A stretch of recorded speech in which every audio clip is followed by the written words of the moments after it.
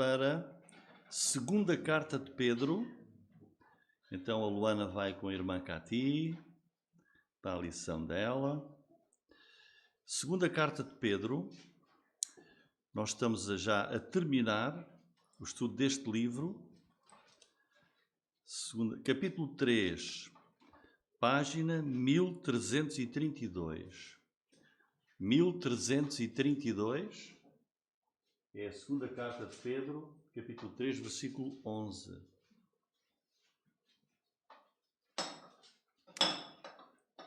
Muito bem, página 1332.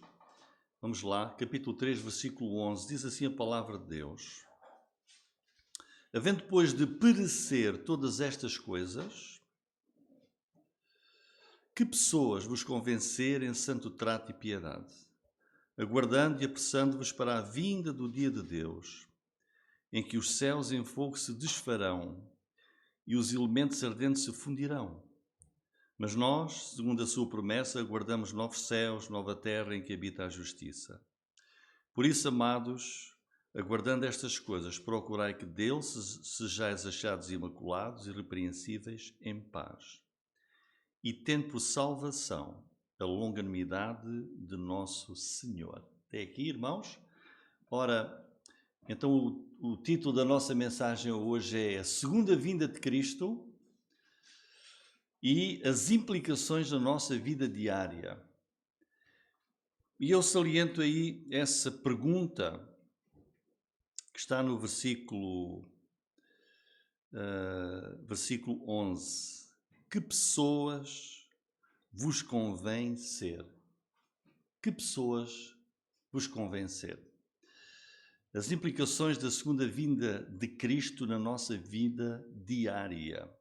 Nós estamos então a prosseguir este estudo expositivo, expondo aqui a palavra de Deus, segunda carta de Pedro. E que livro é este? É um livro pequenino, 3 capítulos, e é uma carta, uma epístola que proclama a verdade fiel de Deus face a um mundo de falsidade. E a carta vai terminar aqui no capítulo 3 com a certeza dessa realidade que está no futuro ainda, que é a segunda vinda de Jesus Cristo, que é a esperança de todo o crente. É a tua esperança e a minha esperança. Apenas uma breve lembrança de onde nós estamos neste livro. Esta segunda carta de Pedro foi escrita pelo apóstolo Pedro no final da sua vida. E ele está basicamente aqui a escrever o quê?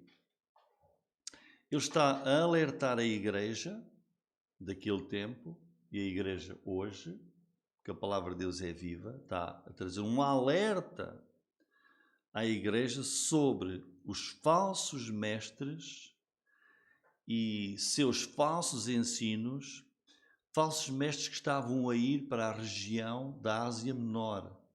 Portanto, Pedro escreveu para as igrejas que estavam naquela região, naquele tempo, da Ásia Menor, onde agora é basicamente a Turquia e um pouco da Grécia. E nós já vimos aqui em detalhe, com cuidado, em mensagens anteriores. E este livro tem no seu esboço 3 partes. Capítulo 1, no capítulo 1, Pedro faz uma chamada aos crentes à maturidade.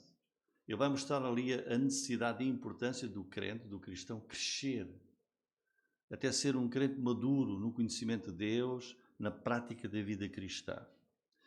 Capítulo 1, crescer, e é curioso que a carta vai terminar precisamente como começa. Vejam que aqui o capítulo 3, versículo 18, que é o último versículo, diz o quê? Antes, crescei. Portanto, é uma carta que chama ao crescimento, a importância de não ficarmos parados, estagnados na nossa vida cristã.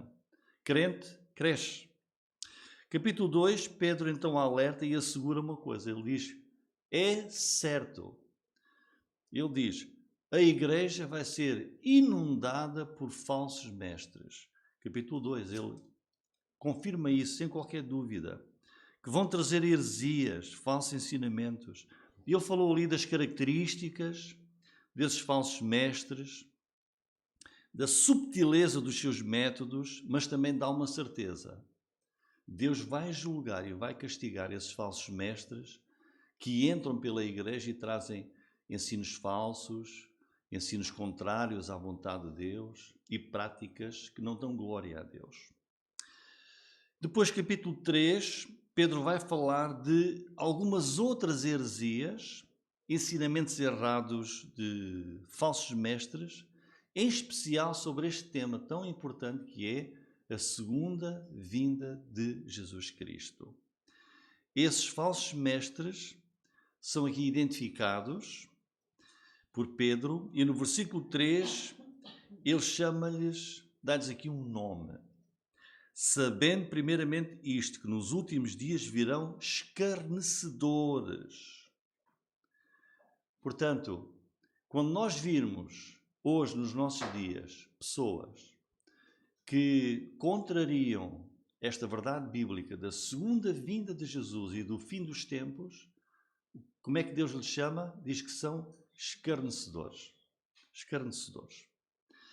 E Pedro também diz aqui, olhem, é certo, essas pessoas vão aparecer, vão surgir, e a vinda deles, quando vimos a igreja inundada desses escarnecedores, isso é um sinal de que o fim dos tempos, os últimos dias da história da humanidade estão a chegar. Ora, na primeira mensagem que tivemos do capítulo 3, Pedro escreve ali, diz que escreve com uma intenção de animar e despertar a igreja. Versículo 10 do capítulo 3, vejam que ele fala aí, mas o dia do Senhor virá como o ladrão da noite. É certo. Irmãos, a segunda vinda de Jesus é uma promessa e Deus vai cumpri-la. E Pedro está aqui a dizer, olha, eu escrevo-vos agora para vos animar, para vos exortar acerca dessa verdade para a vossa vida diária.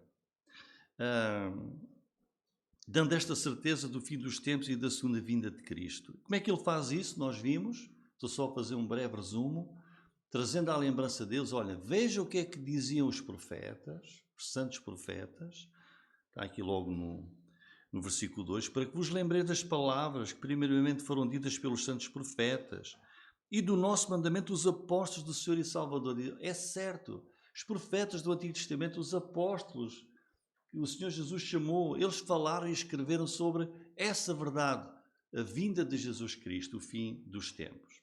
Segunda mensagem, versículos 3 até 10, Pedro então fala das heresias do mundo, dessas pessoas a quem Deus chama escarnecedores. O que é que eles dizem essencialmente? A vinda de Jesus, o fim do mundo? Não. Isso não vai acontecer. Isso acontecer, se não vai. Se acontecer, sei lá, deve ser lá muito para a frente. A gente olha, não é? Está tudo na mesma. Está tudo na mesma. Já há muito tempo que se fala disso. Estejam descansados, nada vai acontecer. E depois Pedro diz, não, não é bem assim. Ele vai rebater, ele vai dizer não. E vai trazer vários exemplos de eventos que Deus disse que iriam acontecer e aconteceram mesmo. Por isso, ele deixa aqui também um motivo. Porque é que então Jesus ainda não veio? Se ele já veio há 2000 anos e prometeu, já passaram 2000 anos, e porque é que o Senhor então não cumpre a promessa e não veio? E no versículo 9, ele explica, olhem, o Senhor não retarda a sua promessa, ainda que alguns a tenham por tardia. Dizem, já passou tanto tempo, mas é longânimo para conosco, não querendo que alguns se percam, senão que todos venham a arrepender-se. Quer dizer, porque é que Jesus ainda não veio? Porque Deus, no seu amor, na sua paciência, continua à espera. Ele não quer que ninguém se perca. Deus não quer que as pessoas morram, partam deste mundo e vão para o inferno. Diz aqui, eu não quero que vejam, não quero que alguns, ainda que sejam pouquinhos, se percam. Quer que todos, diz aí, todos venham a arrepender-se para poderem ter a vida eterna com Deus. E é por isso que Jesus ainda não veio. Cada dia que passa e nós vimos que Jesus não chega, pensemos, é o amor de Deus. Está à espera daquela pessoa que ela se arrependa, da outra, que ouça o Evangelho e creia. Ele continua à espera. Mas os escarnecedores dizem, não, isso não vai acontecer. Isso é coisas que foram ditas há muito tempo. E Deus diz, são escarnecedores. Não creiam neles, creiam na palavra de Deus. Portanto, não vamos confundir atraso com negação. Não vamos confundir, Jesus não veio, parece que está atrasado. É muito diferente de dizer, nunca vai acontecer. E agora hoje, versículos 11 até 14, Pedro vai acentuar aqui que o fim dos tempos, o regresso de Jesus, causa impacto na vida do cristão. Versículos 11 até 14, as implicações para a nossa vida diária da realidade da segunda vinda de Jesus. Irmãos, nós não podemos ignorar a revelação profética que Deus nos dá na sua palavra. No último encontro de Jesus com os seus apóstolos, lá no cenáculo, Jesus disse estas palavras, em João 17:17. A tua palavra é a verdade. Então, irmãos, isto nós temos aqui. Jesus disse, a palavra de Deus é a verdade. É certa. Vamos confiar nela. Vamos pô-la em prática na nossa vida. Sabem mais os irmãos que 27% da Bíblia, 27%, é mais de um quarto da Bíblia, é profecia. 27% é Deus a fazer revelação sobre o futuro que aguarda a humanidade. Por isso, se mais de um quarto da Bíblia é profecia que Deus nos deixou, que tem a ver com aquilo que vai acontecer no futuro, o crente não faz nada bem em ignorar a profecia. É um erro. Nós temos que dar o devido valor à profecia. Vejam o que é que Pedro diz aqui, no capítulo 1, versículo 19. Diz assim, e temos muito firme a palavra dos profetas, à qual bem fazeis em estar atentos como uma luz que alumia em lugar escuro, até que o dia amanheça e a estrela d'alva apareça em vossos corações. Portanto, irmãos, não podemos deixar de dar valor, de ignorar, de olhar para a profecia. Diz aqui que ela é o quê? A palavra profética é o quê? Temos que estar atentos, ela é uma luz que ilumina, que guia o nosso caminho até à segunda vinda de Jesus Cristo. Portanto, versículo 11 e 14, qual é a primeira implicação que Pedro aqui diz para a nossa vida acerca da segunda vinda de Cristo? O que é que a segunda vinda de Cristo tem a ver com o meu testemunho diário, a minha vida, hoje e amanhã? Está lá no versículo 11, vejam. Ele está até aqui ao versículo 10 a falar do fim do mundo e diz, havendo pois de perecer todas estas coisas, que pessoas vos convencerem santo trato e piedade. E também o versículo 14. Por isso, amados, aguardando estas coisas, aguardando o fim do mundo, procurai que dele sejais achados quê? Imaculados, irrepreensíveis, em paz. Irmãos, precisamos de olhar com muito cuidado para estes versículos. No versículo 10, Pedro revelou, o dia do Senhor virá, como o ladrão de noite, ou seja, não sabemos quando será. E o que é que vai acontecer na vinda de Jesus? Os céus passarão com grande estrondo, os elementos ardentes se desfarão e a terra e as obras que nela há se queimarão. Deus vai queimar em fogo toda a sua criação, salvando-se apenas o povo dele. E por isso ele diz, olha, nessa perspectiva de que o fim do mundo vai ser assim, o que é que deve causar na tua vida, na minha vida? Vida santa. Uma vida santificada. Faz essa pergunta, que pessoas vos convenceram olhando para a segunda vinda de Jesus? E é realmente uma tragédia. O mundo à nossa volta ouvir sobre a segunda vinda de Jesus e o fim do mundo, ouvir falar desta verdade e não crer. É uma tragédia o mundo ouvir, não crer, não se render a Deus, não se arrepender, porque não o fazendo estão perdidos eternamente, como aconteceu no tempo de Noé. Noé avisou durante 120 anos acerca do juízo de Deus que viria com o dilúvio. E o mundo daquela altura não creu. O que é que aconteceu? Perderam-se eternamente. Só se salvaram as 8 pessoas que creram e entraram na arca. E agora, no fim do mundo, vai ser exatamente igual. Só vão salvar-se os que creem no Senhor Jesus Cristo. Mas, irmãos, é também muito mau para o crente, porque nós vamos comparecer, todos nós, perante o tribunal de Cristo, para dar contas da nossa vida. Nós vamos enfrentar um Deus santo, um Deus justo, um verdadeiro juiz. E esta verdade é absolutamente certa. A expectativa da vinda de Cristo inspira sempre o crente a ter uma vida neste mundo santa, pura, de obediência à palavra de Deus. Vejam aqui, diz, que pessoas vos convenceram olhando para a segunda vinda de Cristo? Que, quando Ele vier, eu sou crente, já sei que vou ser salvo. Não, tens que viver, dizem, trato santo, piedade. E versículo 14, serem encontrados, achados por Jesus na sua vinda, imaculados, irrepreensíveis, em paz. Em paz. Vejam, a Bíblia é única neste ensinamento sobre a vinda de Jesus. Se os irmãos lerem com atenção os muitos trechos que falam sobre o fim do mundo e a vinda de Jesus Cristo, quase sem exceção,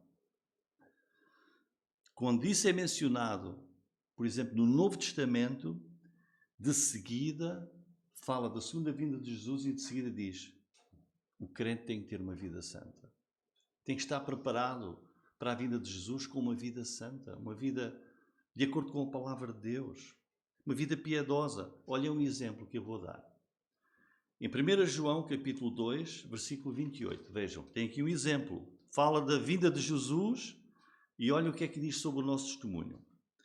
1 João é uma página a seguir.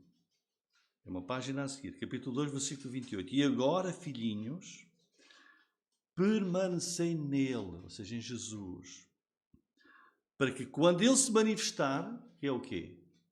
Quando ele vier, tenhamos confiança e não sejamos confundidos por ele na sua vinda. E o capítulo 3, que é a seguir, versículo 2 e 3. Amados, agora somos filhos de Deus e ainda não é manifestado o que havemos de ser. Mas sabemos que quando ele se manifestar, seremos semelhantes a ele, porque assim como é o veremos. E qualquer que nele tem esta esperança, o que é que diz? Purifica-se a si mesmo, como também ele é puro. Irmãos, a expectativa da vinda de Jesus produz na nossa vida estamos à espera. E até lá é uma vida de santidade, piedade, pureza, de obediência à palavra de Deus. Ser como Jesus é. Ser como o Senhor Jesus é. Então, ao percorrer a Bíblia, o que nós vemos é que o retorno de Cristo está ligado sempre à santidade de vida. Não está ligado a uma vida de pecado, à paciência, à oração, à adoração a Deus, ao serviço ao Senhor. Irmãos, os irmãos gostam de profecia, gostamos de ouvir falar daquilo que Deus tem preparado para nós no futuro.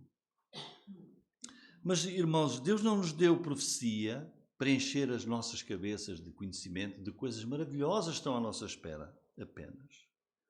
É suposto o quê? Mudar a forma como nós vivemos, porque o Senhor Jesus está para vir. Portanto, Jesus virá de novo. Aí daí, não é para viveres de uma forma qualquer, é para viveres uma vida santa. Porque o que nós descobrimos na profecia são as prioridades de Deus, as coisas que vão realmente durar para sempre. Irmãos, olha, não nos apeguemos a este mundo. O que é que Pedro diz aqui que vai acontecer a este mundo? Vai ser tudo queimado pelo fogo de Deus. O fogo da sua justiça. E a única coisa que vai durar eternamente é a alma da pessoa. Ou na eternidade celestial com Deus, ou numa eternidade separada de Deus no inferno. E Pedro aqui, como sábio pastor que é, exorta a igreja e a cada um de nós a refletir e a aplicar-se a isto. Porque quando Jesus vier, não te apanhar a ti ou a mim num estilo de vida que não é da sua vontade. Que não é da sua vontade. Então, que implicações para a nossa vida tem a segunda vinda de Cristo? Vida santa. Mas mais, versículo 12 também tem outro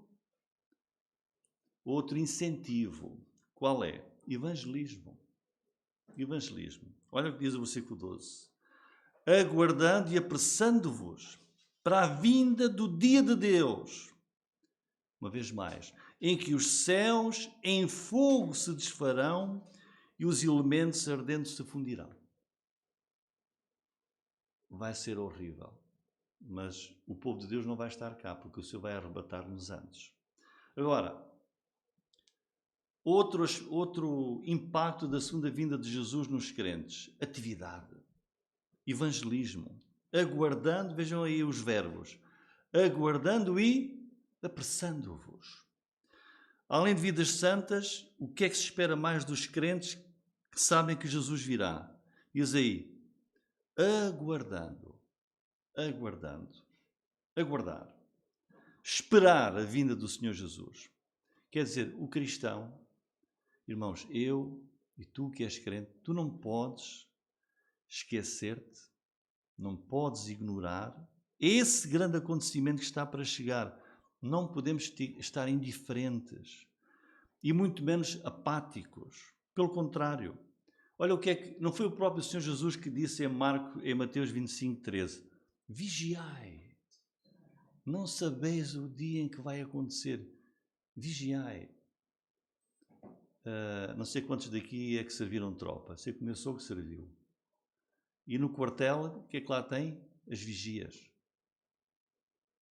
E o que é que lá estava nessas vigias? Os militares. A vigiar. Sentinelas. Imagina a sentinela. Isto vai estar aqui. Não, ele tem que estar vigilante. E Jesus diz, acerca da vinda, fica assim, vigilante, ativo. Ou seja, aguardar aqui, aguardar, é uma expressão que fala de ação. Não é estar a aguardar, mas não é parado. Olha, vejam, por exemplo, marcamos um encontro, irmão, às 10 horas estamos lá naquele sítio. Eu vou lá para aquele sítio, às 10 horas, e posso estar lá assim, à espera, não é? Mas aqui a expressão que está aqui a dizer é, estás lá a ver se o vês. Há um encontro marcado, estás a aguardar, mas não estás apático, indiferente, estás ativo. É isso que Pedro está aqui a dizer. Aguarda a vida de Jesus, mas aguarda com atividade. Mas tem mais, aguardando e apressando-vos. Isto é muito interessante, irmãos.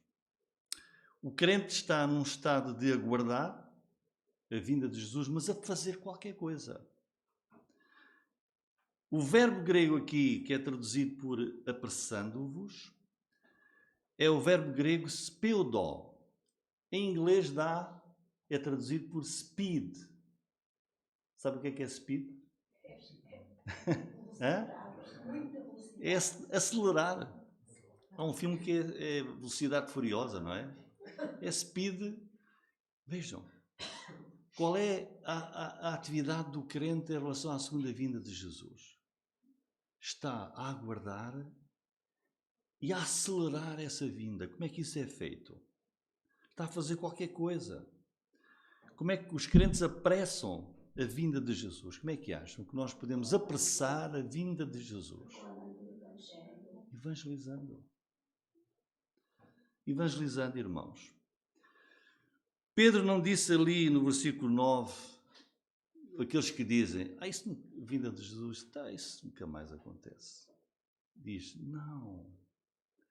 Deus não está atrasado, Ele está com muita longanimidade e paciência, à espera que todos se arrependam, porque Ele não quer sequer que alguns se percam. Portanto, Deus olha para o mundo e vê o estado da igreja e o estado da sociedade, do mundo em geral. E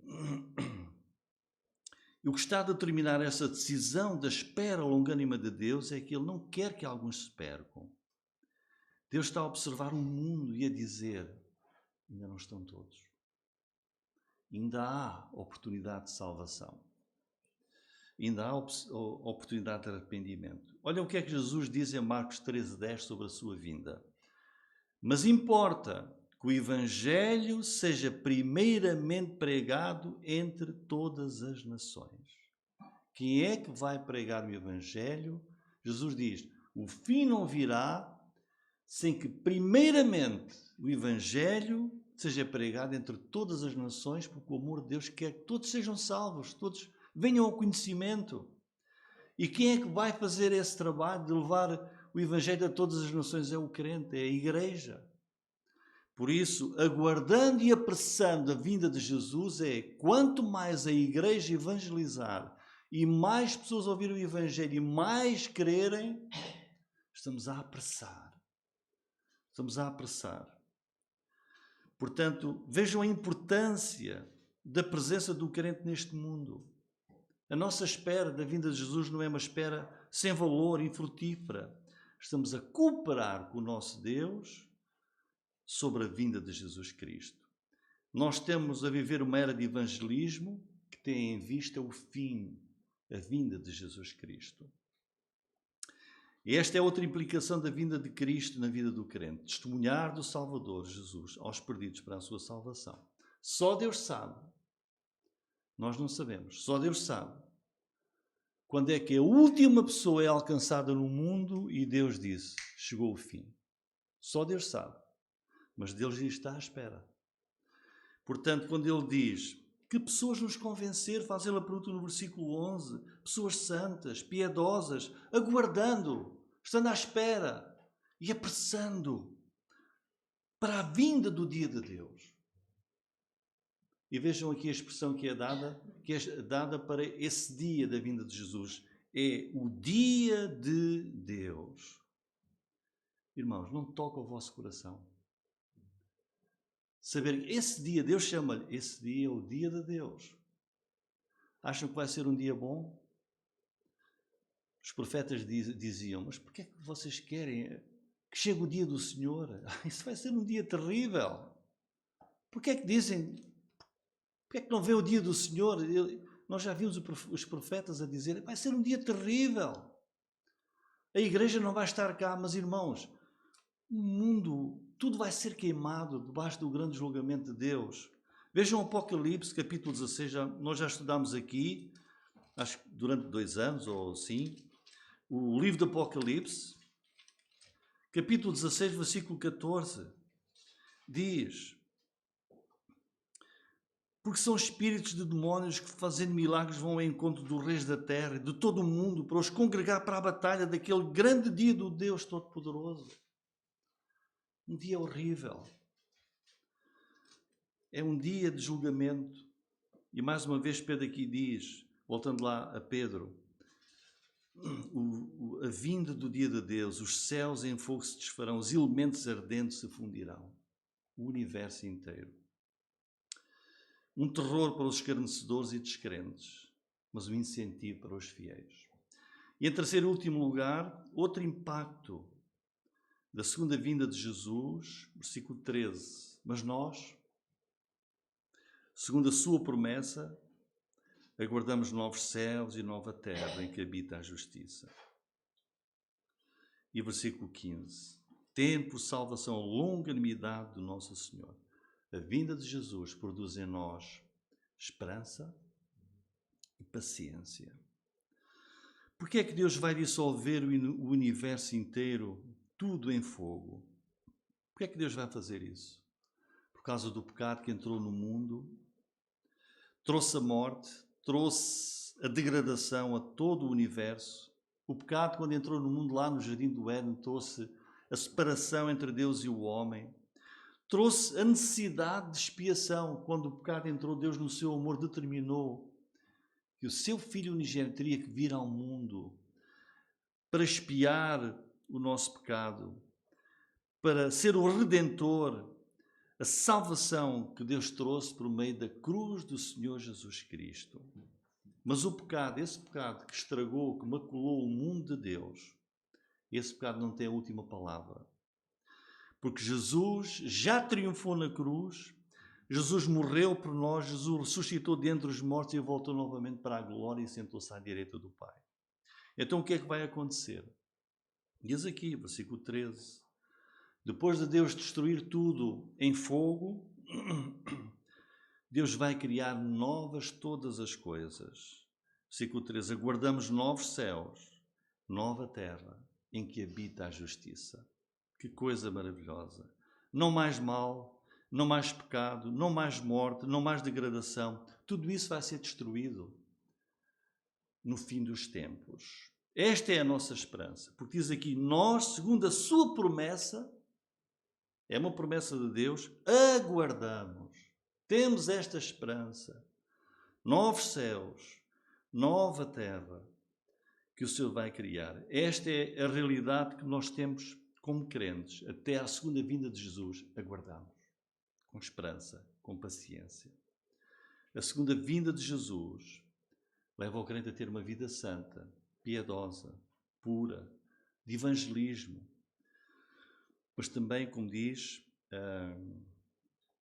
aí o versículo 14, o fim do versículo 14, irrepreensíveis em paz, não em desespero, não com medo, porque os crentes vão ser preservados desse terrível julgamento de Deus sobre o mundo. Vejam Apocalipse capítulo 21, versículo 4 e 7, diz assim, Deus limpará dos seus olhos toda a lágrima. Não haverá mais morte, nem pranto, nem clamor, nem dor, porque já as primeiras coisas são passadas.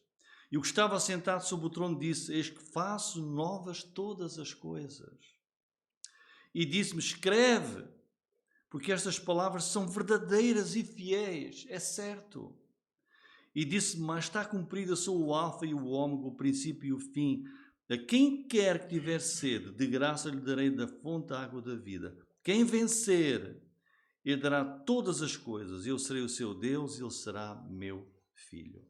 Aguardamos novos céus e nova terra na segunda vinda de Jesus. Em conclusão,